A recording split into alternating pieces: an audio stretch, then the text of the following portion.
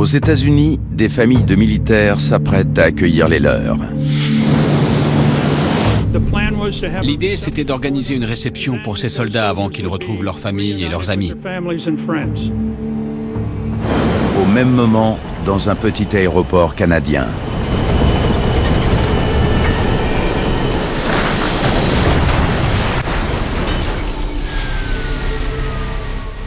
Il y avait des débris partout.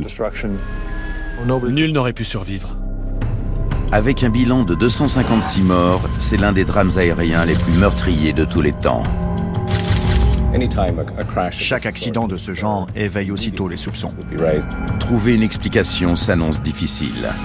La sécurité ne s'améliore que si on trouve la cause exacte. Et deux scénarios très différents s'affrontent.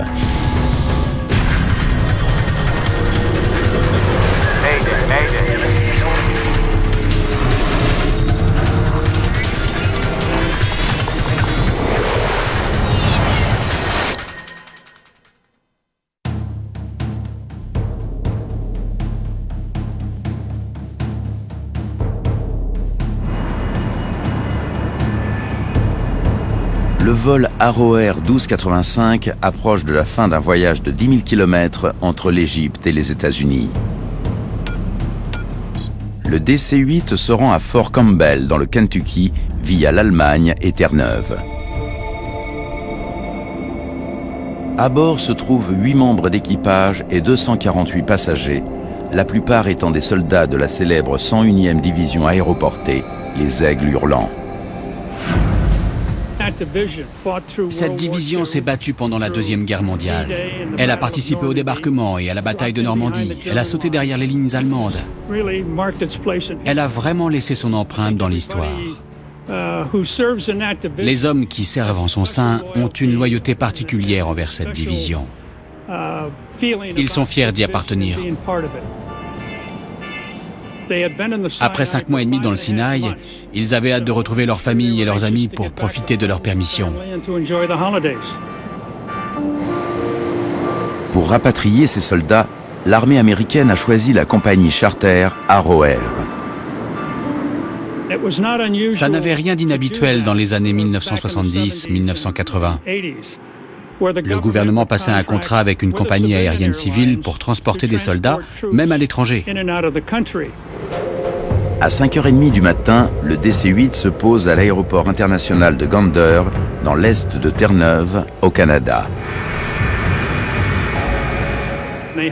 L'avion a dû refaire le plein à Gander pour aller jusqu'à Fort Campbell, dans le Kentucky. On fait le plein et les vérifications et on repart dans 90 minutes. Compris. Le commandant John Griffin exerce depuis 4 ans chez Arrow Air, compagnie pour laquelle il est aussi instructeur. Le copilote John Connelly sera aux commandes pour repartir. Mike Fowler, l'officier mécanicien navigant, gère les aspects techniques du vol.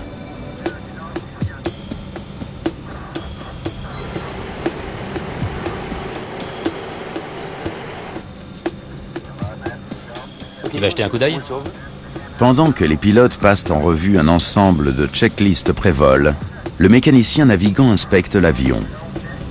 Il cherche des dégâts éventuels sur le fuselage ou les moteurs et s'assure qu'il n'y a pas de glace.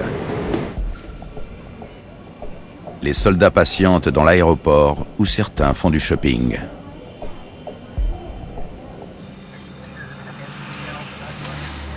Alors?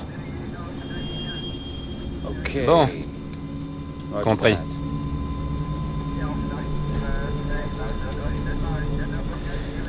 Bien. 58 817 litres, ça fait 45 812 kilos. Passagers et fret inchangés. Poids confirmé. Bon. On peut y aller.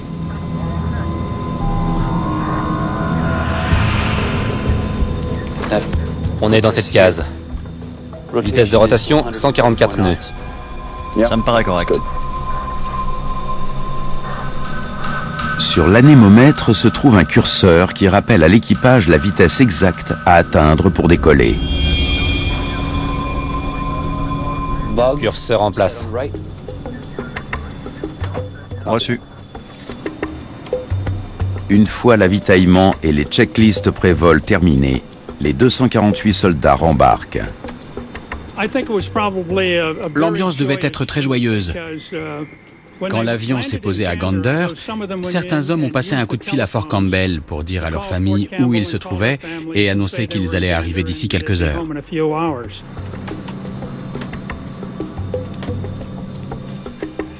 Gander Tour.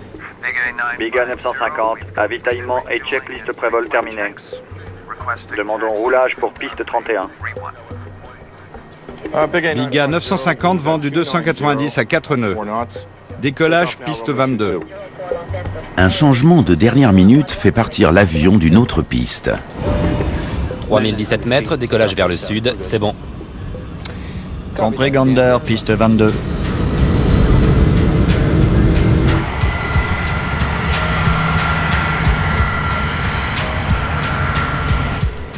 Biga 950, autorisé décollage. Joyeux Noël. Compris Gander Tour. Et joyeux Noël à vous aussi.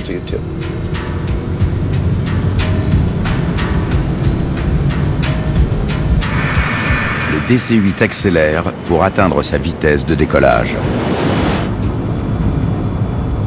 80 nœuds. Vérifié.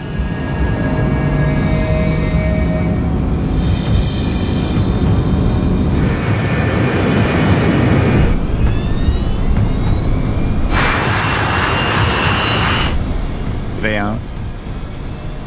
Rotation.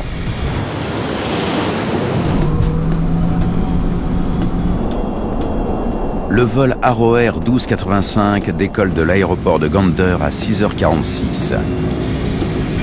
Mais quelques secondes plus tard, Il vole super mal.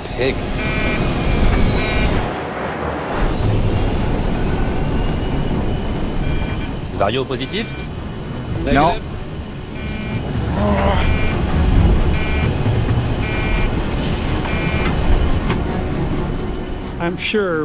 Je suis sûr que dans les toutes dernières secondes, ces soldats savaient qu'il y avait un gros problème. Gare à l'altitude. Redresse. Allez, la vitesse R. La vitesse R. Les arbres.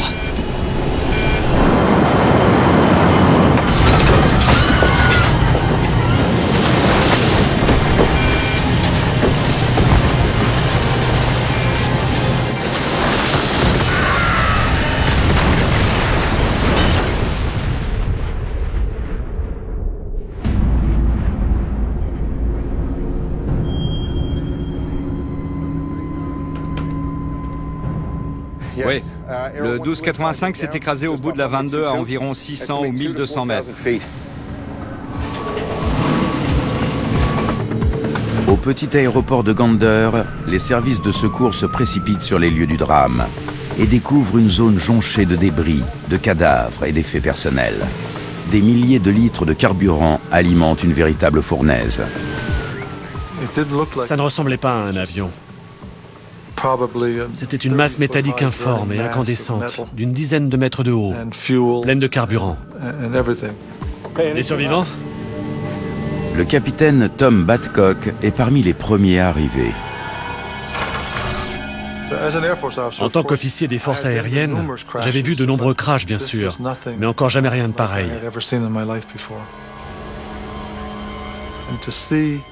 Découvrir ces dégâts, ces gens qui étaient un peu mes compagnons d'armes, étendus sur le sol, en charpie, c'est indicible. Beaucoup avaient un t-shirt avec l'inscription « J'ai survécu à Gander ». Ça nous a vraiment émus. Après plusieurs heures de fouilles dans l'épave carbonisée, les pires craintes sont confirmées. L'accident a coûté la vie aux 256 personnes qui étaient à bord. L'enquête qui commence va tellement prêter à controverse qu'elle va conduire à la dissolution du BCSA, le Bureau canadien de la sécurité aérienne.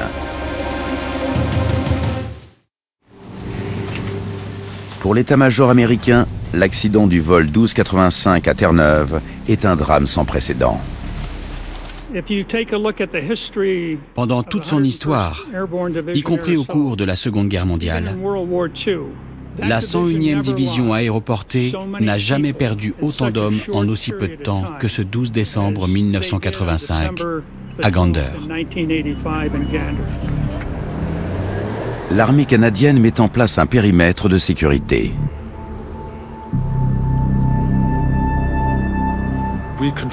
On a contrôlé toutes les allées et venues sur le site.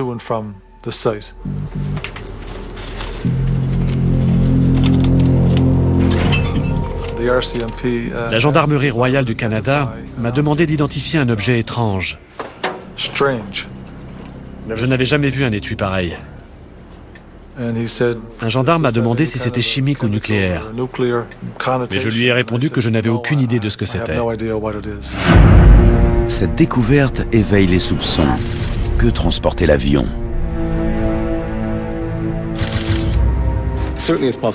Il était possible que l'appareil ait transporté des choses qu'il n'aurait pas dû transporter ou qui n'apparaissaient dans aucun manifeste. David McNair travaille pour l'homologue canadien du Bureau d'enquête et d'analyse.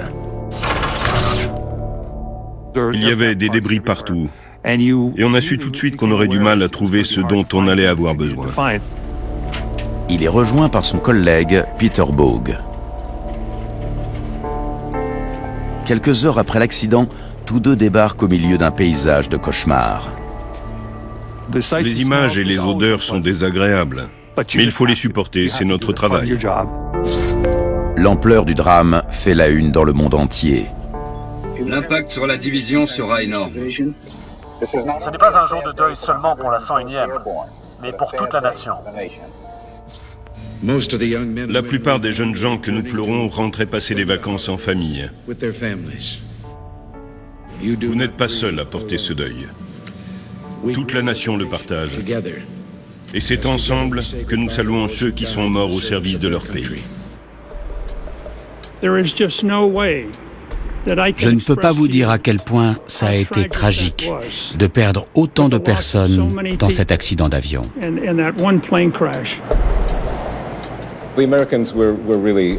Les Américains avaient subi de lourdes pertes militaires. 2 ans avant l'accident de l'avion à Roer, beaucoup de soldats étaient morts dans un attentat au camion piégé à Beyrouth. Le bilan ne faisait que s'alourdir. Et si aujourd'hui les chiffres peuvent ne pas paraître impressionnants, ils l'étaient pour l'époque. D'autant que ce n'était pas n'importe quel soldat. La plupart appartenaient à une des principales unités des forces terrestres. Donc d'un point de vue symbolique, c'était encore plus frappant que les chiffres proprement dits. En interrogeant le personnel au sol, les enquêteurs obtiennent des renseignements intéressants. Bonjour. Le mécanicien navigant a inspecté l'avion. Personne n'a dégivré les ailes. On a accumulé un peu de glace. On peut y aller. D'accord, merci. Le givrage nous inquiétait parce que l'avion avait accumulé de la glace pendant l'approche. Les enquêteurs étudient les bulletins météorologiques des premières heures du 12 décembre.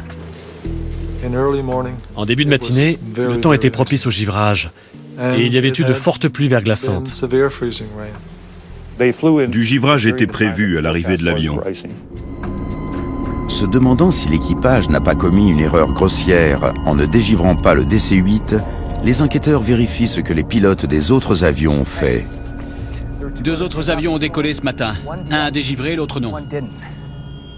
Un Boeing 737 avait accumulé pas mal de glace. Ça montrait que la probabilité d'agression, c'est-à-dire d'accumulation de glace, était très élevée. Pourtant, l'autre avion, un VC-10 de British Aerospace, qui a passé 50 minutes au sol et n'a pas dégivré, est reparti sans problème. Ils sont partis à 2 heures d'intervalle. La glace n'est donc pas le seul facteur. Liga 950 vendu 290 à 4 nœuds. Décollage piste 22. Les enquêteurs s'intéressent au changement de piste de dernière minute. Compris Gander, piste 22. Ce n'est pas celle qui était prévue. Mais il conclut rapidement que ce changement n'a eu aucune incidence. La 22, c'est la piste la plus longue, celle qui offrait les meilleures conditions. Les enquêteurs analysent le lieu de l'accident pour déterminer la trajectoire de l'avion. C'était un endroit très boisé.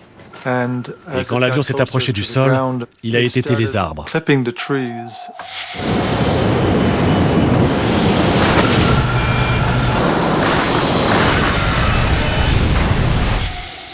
Prenez aussi la cime des arbres, et il nous faudra des photos aériennes.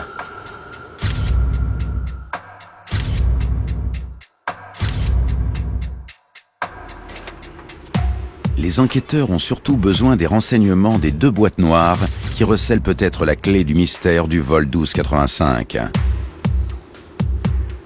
Mais sitôt les enregistreurs récupérés, les 2 hommes doivent déchanter. On a été déçus de voir que c'était un vieil enregistreur métallique, un modèle qui fournit peu d'éléments.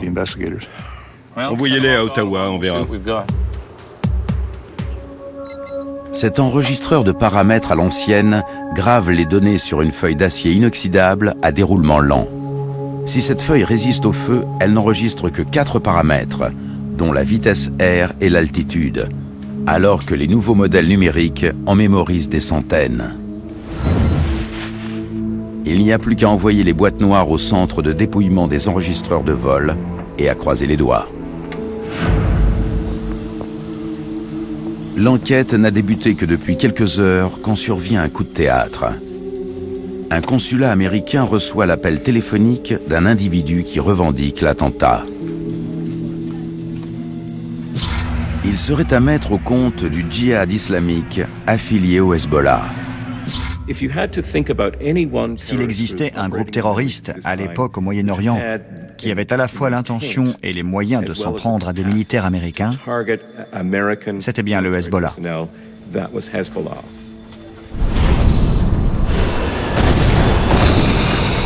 C'est peut-être une bombe qui a provoqué le drame. À l'époque, il y avait de fortes tensions à travers le monde. Et quand un avion rempli de soldats américains s'écrase, ça soulève toujours des questions.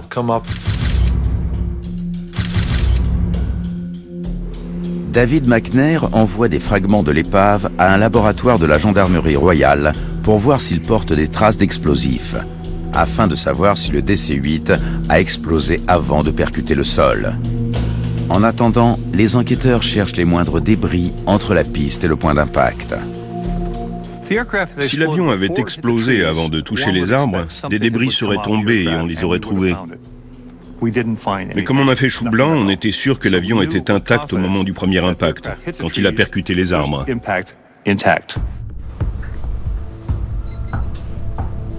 Cette version est corroborée par les résultats des analyses de la gendarmerie royale. Il n'y a aucune trace d'explosifs. Et les autorités canadiennes et américaines laissent entendre que la revendication pourrait être fausse. Pour servir ses intérêts, une organisation terroriste peut entre autres claironner qu'elle assume la responsabilité d'une opération. C'est un plus pour sa réputation et ça lui permet de faire encore plus peur. Mais c'est difficile de faire le distinguo entre la réalité et la fiction. L'hypothèse terroriste perdant en crédibilité, les enquêteurs étudient les performances de l'avion. 10 mètres 81. 4 degrés et demi de déclinaison. À 800 mètres du bout de la piste, l'avion avait cassé les arbres d'une manière particulière. À l'aide des clichés pris sur les lieux, les enquêteurs mesurent la hauteur de 378 arbres pour définir la position du DC-8 lors de sa chute. L'aile droite était inclinée vers le sol et l'avion avait une forte assiette à cabrer. Grâce à la photogrammétrie, on a déterminé qu'il était largement au-dessus de son angle d'incidence critique et qu'il avait décroché en ayant un taux de descente élevé. Son assiette à cabré très accentuée a privé l'avion de la portance nécessaire pour se maintenir en l'air. Les enquêteurs ne s'expliquent pas pourquoi il était dans une telle position. Mais ils découvrent un premier élément de réponse grâce à un fragment de poste de pilotage où se trouve l'anémomètre. Regardez. Il indique une vitesse de décollage de 144 nœuds. Et l'avion a atteint une vitesse R d'au moins 165 nœuds.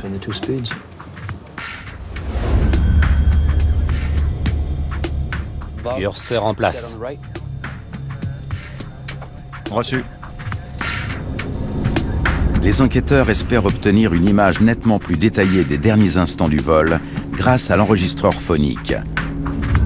Mais là encore, ils sont déçus.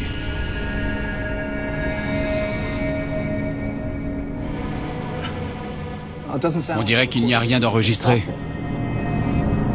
L'appareil fonctionnait mal et n'a enregistré aucune conversation. On ne sait pas précisément ce qu'a fait l'équipage, ni quel était le problème. Tout repose donc sur l'enregistreur de paramètres. Même s'il était rudimentaire, il avait dû enregistrer la vitesse de rotation, les voyants d'alerte qui s'étaient peut-être allumés, les réactions, et tous ces éléments ont une valeur énorme. Mais ce deuxième enregistreur s'avère à peine plus utile que le premier.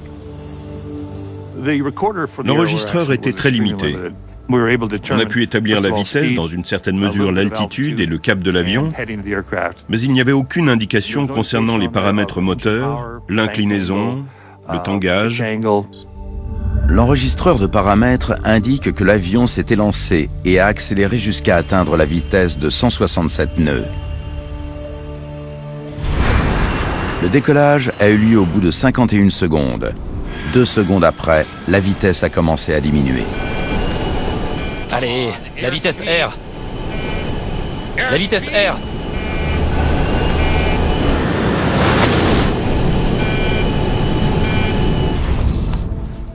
D'après l'enregistreur, la vitesse a diminué très rapidement et l'avion est passé en dehors de son enveloppe de vol. On n'en sait guère plus. Mais en y regardant de plus près, les enquêteurs découvrent un indice susceptible d'être important. La distance nécessaire pour atteindre la vitesse de décollage a été plus longue que celle calculée par les pilotes. On a étudié la distance d'accélération et elle était un peu plus longue que prévu. 1310 mètres, 100 nœuds, 1920 mètres, 144 nœuds. Il devrait décoller. Mais le décollage a eu lieu environ 4 secondes plus tard, soit plus de 300 mètres plus loin que prévu. 2438 mètres, 167 nœuds. 300 mètres de plus. Mais pourquoi? V1. Rotation. On s'attendait à ce que les pilotes fassent la rotation et décollent un peu plus tôt. Ce décollage plus long que prévu vient étayer la thèse selon laquelle la glace présente sur les ailes aurait joué un rôle. Mais cette dernière, à elle seule, n'explique pas tout. Le givrage n'est pas nécessairement l'unique facteur. Généralement, les accidents n'ont pas qu'une seule origine, mais plusieurs. Déterminé à découvrir quel autre facteur a pu intervenir, le BCSA s'intéresse aux volets. Sur un DC-8, leur position optimale au décollage est de 18 degrés.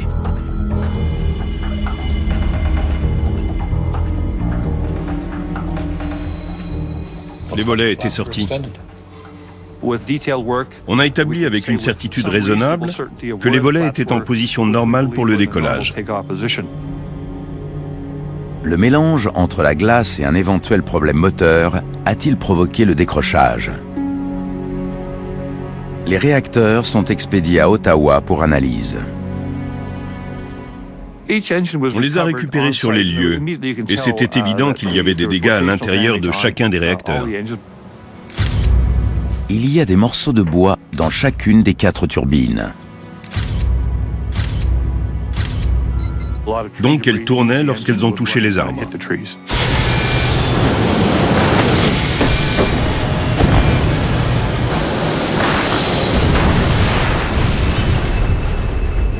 Les indices montrent que le DC-8 était correctement configuré pour le décollage et que les réacteurs fonctionnaient normalement. Alors pourquoi l'avion a-t-il mis autant de temps à s'arracher du sol? Les enquêteurs s'intéressent à son poids. 45 812 kilos pour le carburant. Passagers et fret inchangés. Les pilotes avaient estimé qu'un passager et ses bagages pesaient 77 kilos. Ce chiffre correspond effectivement au poids moyen d'un homme adulte prévu par les directives d'AROR. Pour un pilote qui avait souvent transporté des militaires, ça ne collait pas. Donc on s'est aussitôt penché là-dessus. J'ai un formulaire de demande de dossier individuel. Se fiant à son intuition, David McNair fait une découverte capitale.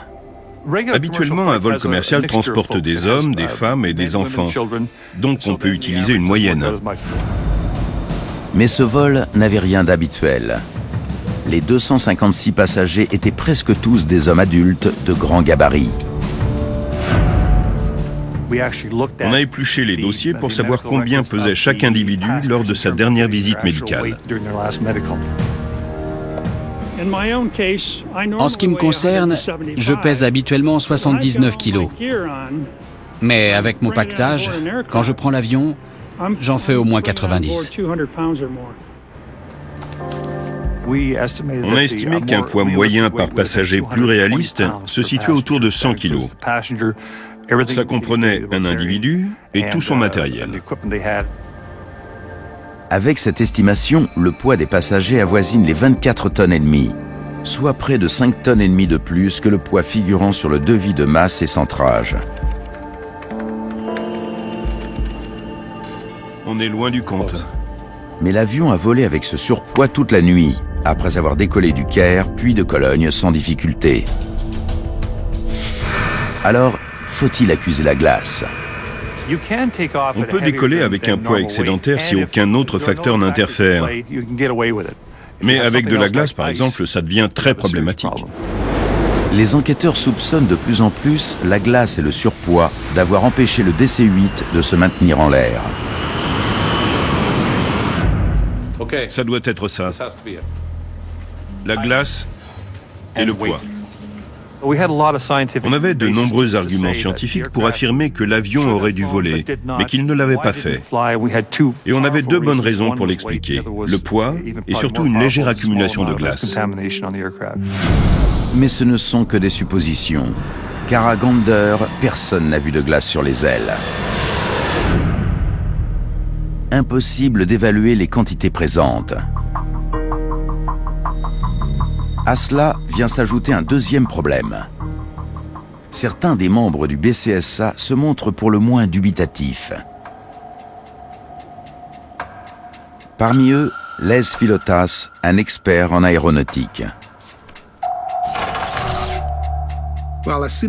Dès que j'ai reçu le rapport préliminaire, je suis allé directement au chapitre qui traitait de ma spécialité, l'enregistreur de paramètres. Et tout de suite, j'ai vu qu'il y avait un gros souci.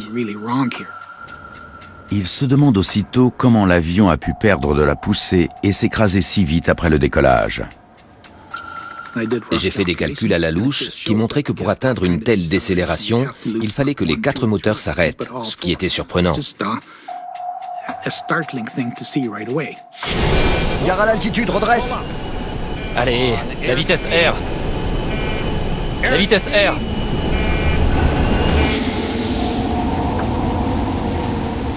Le rapport indiquait, si je me souviens bien des termes exacts, l'avion a été détruit par un incendie alimenté par le carburant.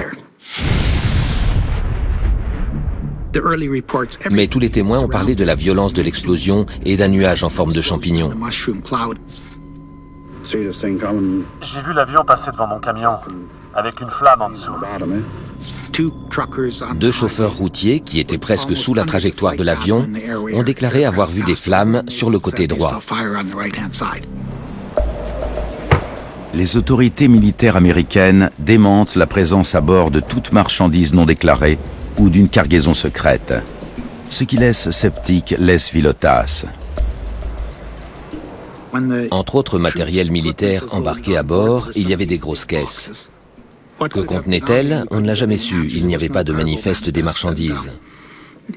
C'est une des questions litigieuses restées sans réponse. De toute évidence, on n'a pas accordé beaucoup d'attention aux procédures de sécurité. C'était une autre époque, je veux bien l'admettre. Mais le laxisme en matière de sécurité à l'aéroport du Caire, lors de l'embarquement des soldats à bord du vol qui devait les ramener chez eux, a été scandaleux, même pour l'époque. Ça n'arriverait plus aujourd'hui. Les Philotas rejoint le camp des partisans de la thèse d'un complot terroriste. Était-ce le Hezbollah? Avait-il des ramifications en Europe? Mais la grande question qui obsédait les services de sécurité et le gouvernement américain, c'était de savoir si cette action s'inscrivait dans la guerre froide. Les soviétiques étaient-ils impliqués? Jurez-vous de dire la vérité, toute la vérité, rien que la vérité.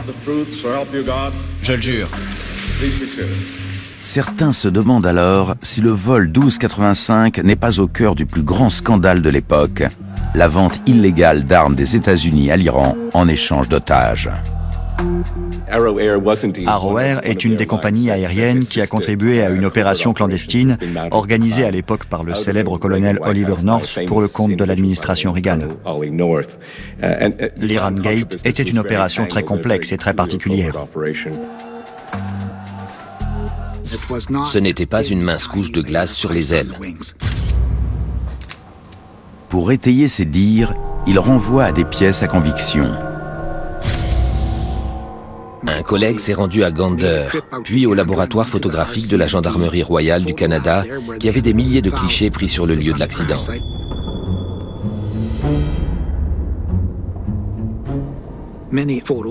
Beaucoup semblaient indiquer qu'il y avait eu une explosion.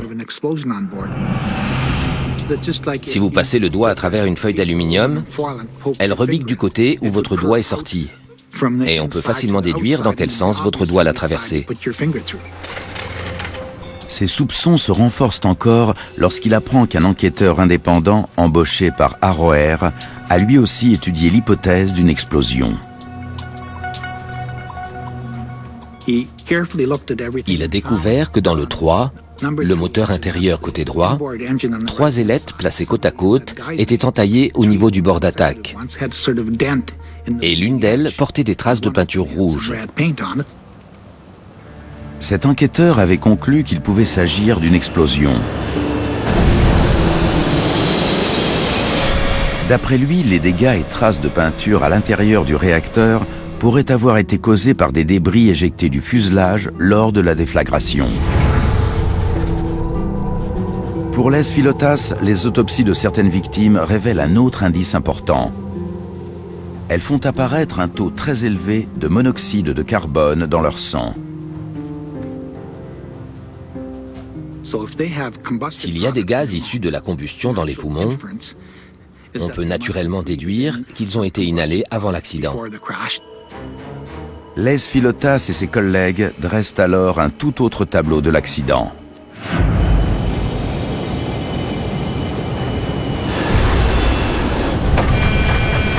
C'était quoi?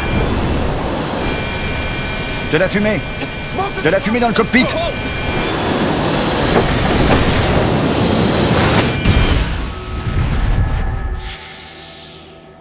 Mais David McNair et Peter Bogue continuent d'affirmer que la thèse du sabotage n'est qu'une élucubration.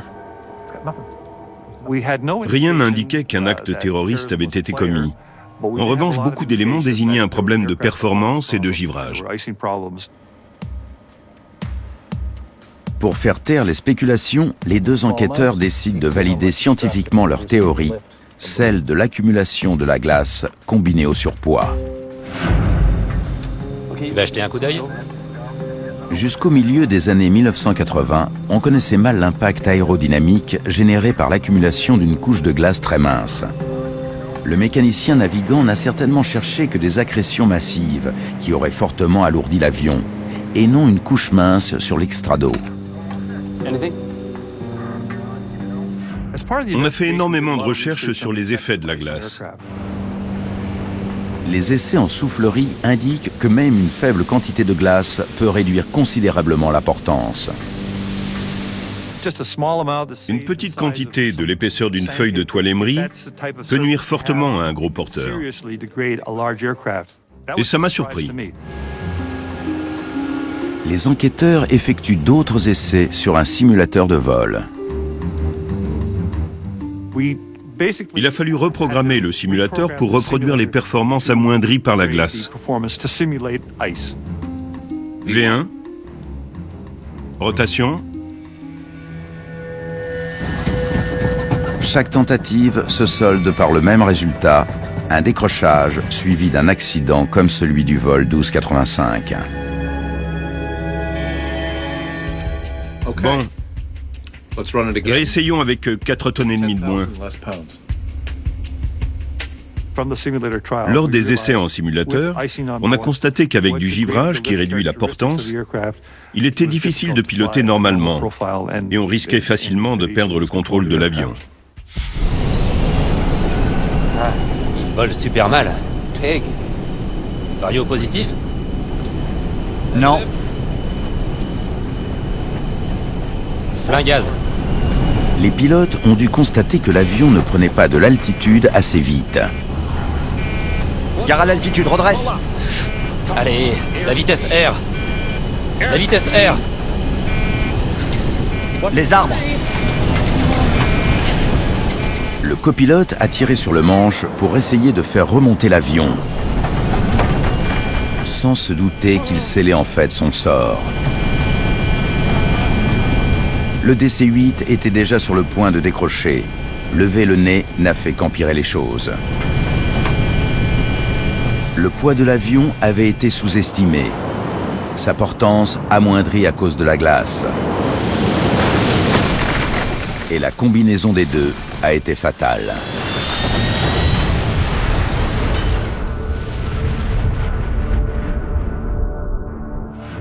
Enlevez le givrage mais pas le surpoids et vous évitez peut-être l'accident. Enlevez le surpoids mais pas le givrage et vous évitez peut-être l'accident. Mais si vous gardez les deux, il y a accident. Toujours selon David McNair, les traces de peinture suspectes proviennent d'une chargeuse utilisée pour dégager les débris sur le lieu de l'accident. Quant à l'intensité du brasier, elle pourrait expliquer le taux anormalement élevé de monoxyde de carbone dans le sang des victimes. Même les déclarations des camionneurs s'expliquent. Quand un avion vole avec une incidence élevée et qu'il va décrocher, ses moteurs crachent souvent des flammes à cause d'un pompage du compresseur. Des terroristes auraient-ils pu perpétrer un attentat aussi millimétré et effronté? Ont-ils eu l'intention de le faire? C'est possible. Ont-ils pu le faire dans ces circonstances? La probabilité est faible, mais pas totalement impossible. Il y a eu une grosse controverse. On a réagi en se concentrant sur notre travail. Une enquête n'est pas affaire de sentiments, c'est une démarche scientifique. On s'en est donc tenu à la science. Il n'y avait aucun indice d'explosion, hormis celle qui avait eu lieu à l'impact, à la dislocation de l'avion. Et selon David McNair, ces conclusions doivent rapidement être prises en compte. On a du mal à le croire, mais un peu de glace sur une aile peut avoir de lourdes conséquences. Au bout de 3 ans de recherche minutieuse, le Bureau canadien de la sécurité aérienne est prêt à publier son rapport. Mais ce texte, censé fournir des réponses et empêcher d'autres accidents similaires, met le feu aux poudres. Cette théorie est fausse. Les enquêteurs du BCSA pensent que leurs conclusions sont convaincantes et qu'elles expliquent l'accident dans toute sa complexité. Comme tout enquêteur, j'espérais que lorsque le rapport final sortirait, les recommandations en matière de sécurité seraient acceptées. Mais 4 des 9 membres du bureau réfutent ces conclusions. L'enquête semble vouloir étouffer quelque chose. La glace n'a pas été un facteur. Les gens qui enquêtent sur les accidents sont toujours sous pression pour fournir une réponse plus tôt qu'ils ne le souhaiteraient. Et parfois, l'intensité de cette pression peut conduire à une enquête qui n'est pas satisfaisante. Fait sans précédent, les dissidents publient un rapport minoritaire qui désigne une explosion à bord comme la cause du drame. On a eu beaucoup de mal à produire notre rapport. On ne nous a accordé que très peu de temps et on a essayé de l'interdire. On m'a même demandé carrément, est-ce que vous essayez de sauver votre boulot ou de faire éclater la vérité? Et j'ai répondu, je veux sauver mon boulot en faisant éclater la vérité. C'était très inhabituel de rédiger un rapport dissident. Je ne comprends absolument pas pourquoi on l'a publié. Quel est l'intérêt? Sur quel argument scientifique repose-t-il? Aucun. Regarde, les traces de peinture, ça ne veut rien dire. Les analyses de sang, ça ne veut rien dire. L'arrachement, idem. Donc il n'y a aucune preuve d'un acte terroriste. Aucune. Cette affaire a eu un épilogue extraordinaire. Il y a eu un rapport majoritaire et un rapport minoritaire qui étaient profondément divergents et qui dressaient des tableaux très différents des événements. C'est très difficile pour la famille et les amis de ne pas pouvoir tourner la page. Mais il n'y a pas eu de réponse ferme et définitive pour expliquer ce qui s'était passé. À la place des familles, j'aurais aussi des questions. Le 10 mars 1989, en pleine polémique, un nouveau drame indique que les mises en garde de David McNair et Peter Bogue sont restées lettres mortes. À Dryden, dans la province canadienne de l'Ontario, dans des conditions hivernales, l'équipage d'un Fokker F-28 choisit de ne pas dégivrer. Quelques secondes après le décollage, l'avion n'arrive pas à gagner assez de portance pour se maintenir en vol. Le scénario de l'accident est presque identique à celui du vol 1285. L'avion était intact quand il a touché les arbres. Il a explosé en percutant le sol et il y avait beaucoup de carburant.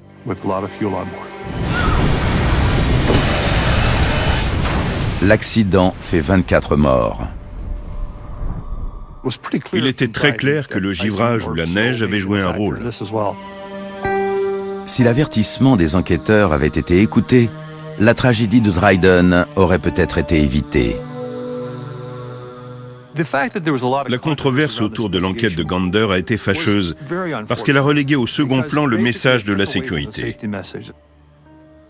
Les avions comme le DC-8 sont très vulnérables à l'action de la glace.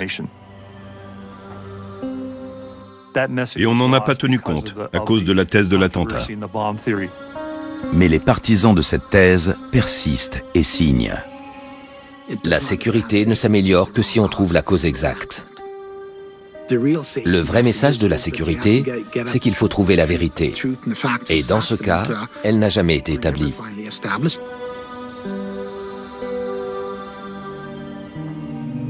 Cette polémique sonne le glas du Bureau canadien de la sécurité aérienne. Dissous, il est remplacé par un organisme mieux réglementé. Cette leçon a coûté la vie à beaucoup de gens, mais elle n'a servi à rien. Et d'autres gens sont morts. Pour moi, c'est ce qui est le plus triste.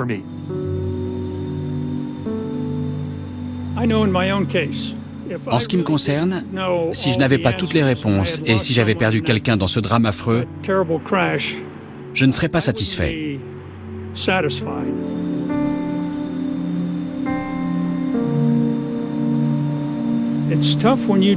C'est dur de ne pas savoir ce qui est arrivé à un proche. On veut tous savoir.